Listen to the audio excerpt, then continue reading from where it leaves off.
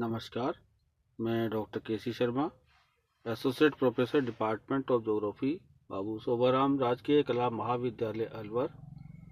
आज BA part second कक्षा में वन संसाधन के बारे में हम चर्चा कर रहे हैं।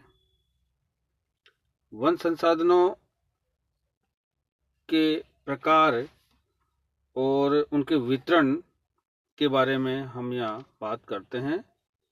इनके प्रकारों में सबसे पहले उष्णकटिबंधीय सदाबहार वर्षा वन।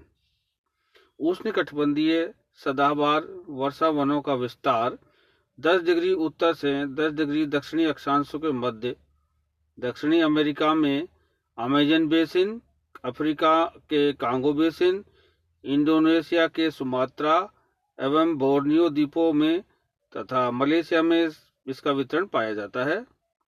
इस प्रदेश में विषुवत रेखीय जलवायु पाई जाती है। इस क्षेत्र में औसत वार्षिक वर्षा 200 सेंटीमीटर से भी अधिक होती है। तापमान यहाँ वर्ष भर 20 डिग्री सेल्सियस से भी अधिक रहता है। इसी क्षेत्र में पेड़ पौधों के विकास हेतु अनुकूल दशाएं पाई जाती हैं। वनों के अत्यधिक सघन होने के कारण सूर्य की किरणें पेड़ों के नीचे धरातल तक नहीं पहुंच पाती। सदाबहार वनों का ऊपरी भाग लंबी लंबी सघन लताओं के द्वारा ढका रहता है।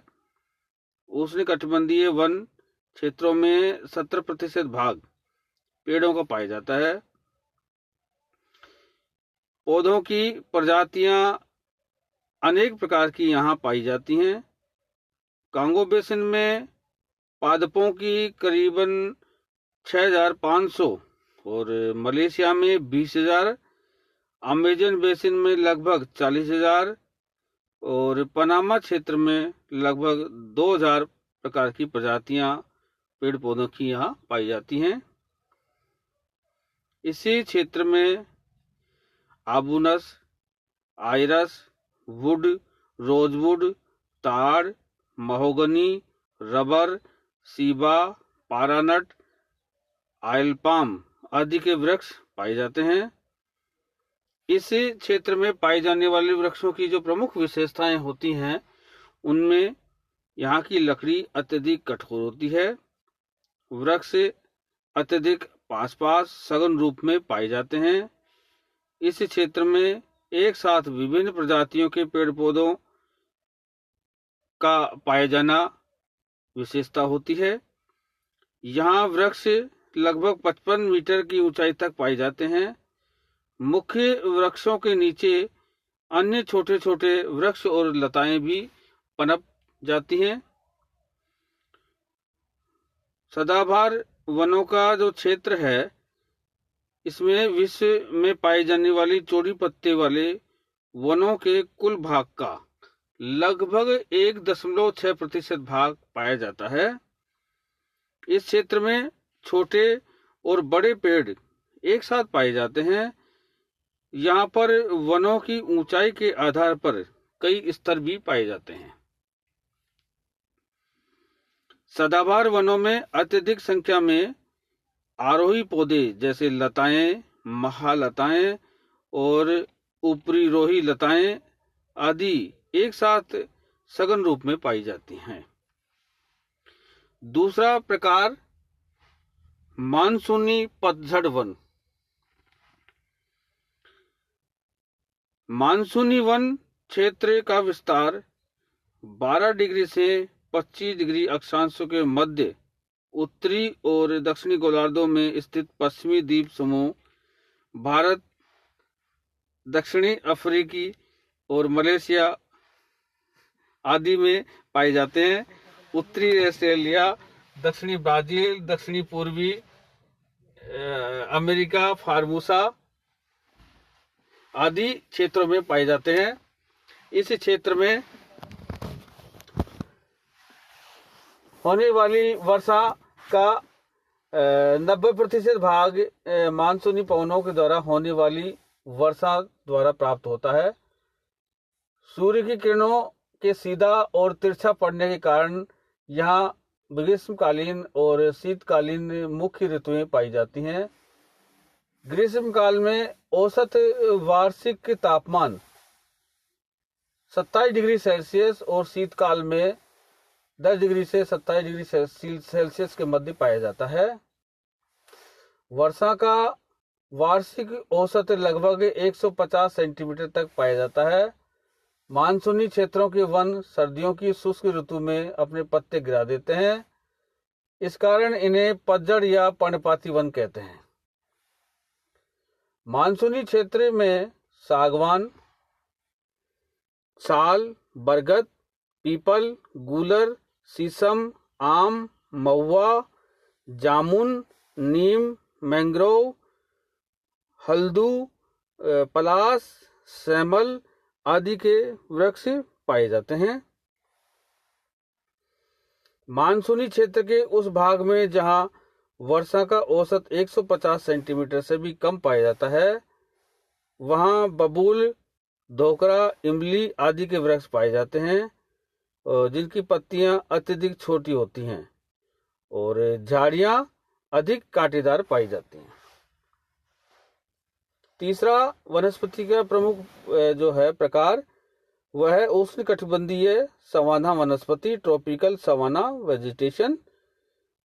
सवाना प्रदेश वनों का विस्तार दोनों गोलार्ध में 8 डिग्री से 30 डिग्री उत्तरी और दक्षिणी अक्षांशों के मध्य पाया जाता है। सवाना शब्द की उत्पत्ति जवाना से हुई है, जो एक स्पेनिश शब्द होता है और इसका अर्थ घास का मैदान होता है। सवाना घास के मैदान को विभिन्न क्षेत्रों में अलग अलग जाना जाता है। जैसे ब्राजील के पठार पर स्थित घास के मैदान को कंपोज कहते हैं। ओरोनिको घाटी में लानोस के नाम से जिसे जाना जाता है। उत्तरी पूर्वी ब्राजील में पाए जाने वाले घास के मैदान को कटिंगा कहते हैं। सवाना घास क्षेत्र महाद्वीपों के मध्य भाग में अधिक पाए जाते हैं, जहां वर्षा में क्रमिक रूप से शुष्क और आर्द्र ऋतुएं पाई जाती हैं। सवाना घास मैदान के क्षेत्रों में ग्रीष्म काल में औसत वार्षिक तापमान 32 डिग्री सेल्सियस और शीतकाल में 18 डिग्री सेल्सियस पाया जाता है। वर्षा केवल ग्रीष्म ऋतु में होती है। वर्षा का औसत 150 से 75 सेंटीमीटर के मध्य पाया जाता है। सवाना क्षेत्र में पाई जाने वाली जलवायु ऐसी है कि यहाँ पर केवल घास ही उग पाती है, पेड़ों का विकास बिल्कुल नहीं हो पाता है। इसी क्षेत्र में वनस्पति का विस्तार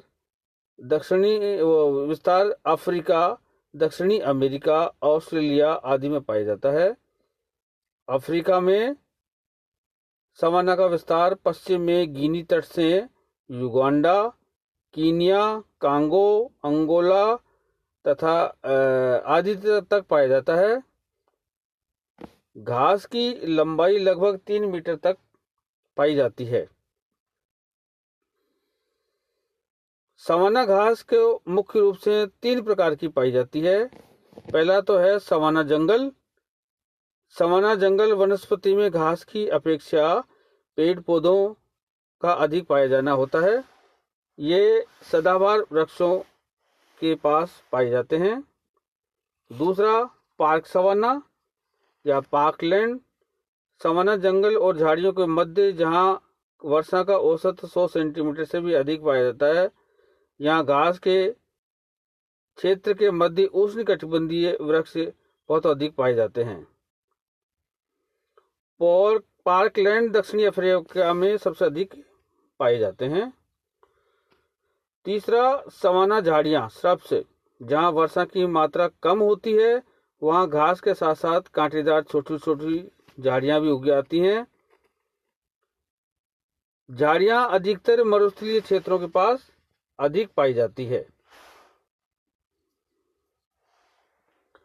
ब्राजील में सवाना घास के 5 प्रकार मिलते हैं।